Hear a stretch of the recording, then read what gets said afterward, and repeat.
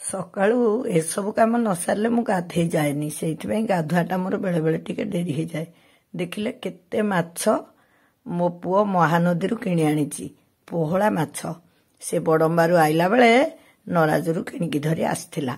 ତାକୁ ଏଠି କେହି ଏଠୁ ମାଛ କିଣିଲେ ସବୁବେଳେ କଟା ହେଇକି ଆସେ, ଆଉ ସିଏ ତ ଗୋଟା ଆଣିଛି। ଆରେ ହେ, ଉପରେ ବଡ ବଡ ପୋହଳା ଦେଇକି ବେପାରୀ ଛୋଟ ପୋହଳା ଯାକ ତଳେ ଦେଇ ଦେଇଛି। ଇଏ ତ ପୁଅ ପିଲା, ସେ କଣ ଆଉ ଗୋଟି ଗୋଟି ବାଛି ପୁରଉଥିଲା? ଏଇ ପରା ବେପାରୀ ବୁଦ୍ଧି। ବେପାର କଲା ମାନେ ଟିକେ ଠକାମି ଚାଲିବ। ଆଉ ଏଗୁଡାକ କି ମାଛ କହିଲେ? ଏଗୁଡାକ କଣ୍ଟିଆ। ମୁଁ କହିଥିଲି କଣ୍ଟିଆ ମାଛ ଖୁବ କମ ଆଣିବୁ, ତା ବାପା ଭଲ ପାଆନ୍ତି।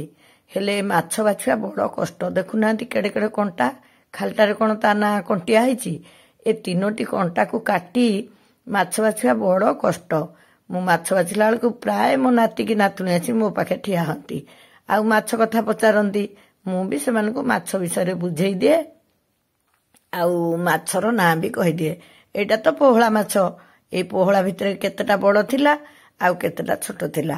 ମୁଁ ତା ସାଇଜ ଦେଖିକି କାହାକୁ 3 ଖଣ୍ଡ କଲି, କାହାକୁ 2 ଖଣ୍ଡ କଲି, ପୁଣି କାହାକୁ ଗୋଟା କରିଦେଲି। ଏଇ ମହାନଦୀରେ ନୂଆ ପାଣି ଉଠିଲା ବେଳେ ପୋହଳା ମାଛ ବହୁତ ପରିମାଣରେ ମିଳେ, ଆଉ ଭାରି ସ୍ୱାଦିଷ୍ଟ ବି। ଭାଜିକି ଖାଇଲେ ବି ଭଲ ଲାଗେ, ତରକାରୀ କଲେ ବି ଭଲ ଲାଗେ। ମୁଁ ବାଛି ବୁଛି ଧୋଇ ଧାଇ ବୋଉମାନଙ୍କୁ କହିଦେଇକି ଗାଧେଇ ଗଲି। କହିଥିଲି ଆଜି ତରକାରୀ କଲାବେଳେ ଭିଡିଓ କରିବ, ସେମାନେ ବି ଭିଡିଓ କରିଦେଇଥିଲେ। ତେଣୁ ମୁଁ ଖାଲି ରନ୍ଧନ ପ୍ରଣାଳୀଟା ଆପଣମାନଙ୍କୁ ବତେଇ ଦଉଛି। ବଛା କଟା ତ ସରିଲା, ଏଥିରେ ଆଉ ବତେଇବାର ବା କଣ ଅଛି? କହିଲେ ଆମ ପନିକିଟା ଦେଖୁନାହାନ୍ତି, ଜମା ଧାଡ଼ ନାହିଁ। ମତେ ବହୁତ ସମୟ ଲାଗିଲା ବାଛିବାକୁ। ବୋହୂମାନେ ତ ପ୍ରାୟ ସବୁ ଛୁରୀରେ କାଟୁଛନ୍ତି, କଦବା କେତେବେଳେ ମତେ ପନିକି ଧରି ମାଛ କାଟିବାକୁ ପଡେ। ହେଲେ ମୁଁ ନିଜେ ନ କାଟିଲେ ମୋ ମନ ବି ବୁଝେନି। ତାପରେ ବୋହୂ ଦିହେଁ ତ ସକାଳୁ ଗାଧେଇ ପଡିଥାନ୍ତି, ଏ ଅଗାଧୁଆ କାମ ମୁଁ ହିଁ କରିଦିଏ। ଆଉ ଏଇଟା ପରା ଶାଶୁଗିରି। ଏଇ ଯୋଉ କଟା ବଛା ଭଲ ମନ୍ଦ ତୋଳା ତୋଳି ଏଗୁଡା ନ କଲେ ଆଉ କଣ କରିବା? ଆଉ କଣ ଚୁଲି ହାଣ୍ଡି ଖଡ ଖଡ କରି ହଉଛି? ଏଇ ସବୁ କାମ କରାହଉଛି। ମୁଁ ବାଛି ଧୋଇ ସେମାନଙ୍କୁ ଧରେଇ ଦେଇ ଗଲି। ସେମାନେ ଲୁଣ ହଳଦୀ ଦେଇ ମାଛକୁ ପ୍ରଥମେ ଭାଜିଦେଲେ। ଏଇଟା ତ ନିହାତି ସାଧାରଣ କଥା। ଆଉ ସକାଳେ କିଏ କିଏ ବି ମାଛ ଭଜା ଧରି ପଖାଳ ଖାଇଲେ। ପଖାଳ ଖାଇସାରିଲା ପରେ 12ଟା ବେଳ ପାଇଁ ପିଆଜ ରସୁଣ ଅଦା ଜିରା ବାଟିକି ମସଲା କଷେଇ ତା ଦେହରେ ଆଳୁ ପକେଇ ଆଳୁ ସିଝିଗଲା, ପାଣି ଦେଇଦେଲେ, ଆଳୁ ସିଝିଗଲା।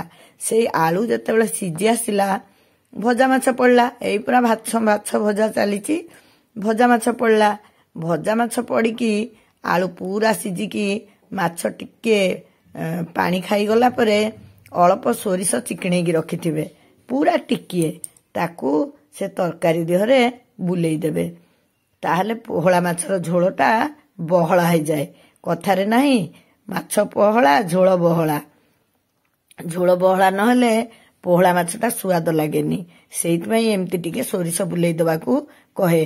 ଏବେ ତ କଣ ସେ ଧଳା ସୋରିଷ ଦଉଛନ୍ତି, ଧଳା ସୋରିଷ ହଉ କି କଳା ସୋରିଷ ହଉ, ଚିକଣକିରି ବାଟିକି ଦେବେ। ଏମିତି ଫୁଟିଗଲା ପରେ ହିଁ ସୋରିଷ ବୁଲେଇ ଦେଲେ ତରକାରୀ ଏମିତି ଦେଖାଯିବ, ଆଉ ଝୋଳଟା ବହଳା ହେଇଯିବ, ଖାଇବାକୁ ବି ମଜା ଲାଗିବ।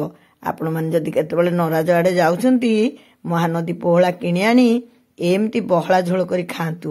ତାହେଲେ ଯାଇ ମୋ କଥାର ସତ୍ୟାସତ୍ୟ ଉପଲବ୍ଧି କରିପାରିବେ। 2 ପ୍ରକାର ମସଲା ଦେଇ ପୋହଳା ମାଛକୁ ବହଳା କରି ରାନ୍ଧିଲେ ସତରେ ଭାରି ସୁଆଦ ଲାଗେ। ଆପଣମାନେ ଥରେ ଖାଆନ୍ତୁ, ଆଉ କେମିତି ଲାଗିଲା ମତେ ମତାମତ ଦେଇ ଜଣାନ୍ତୁ।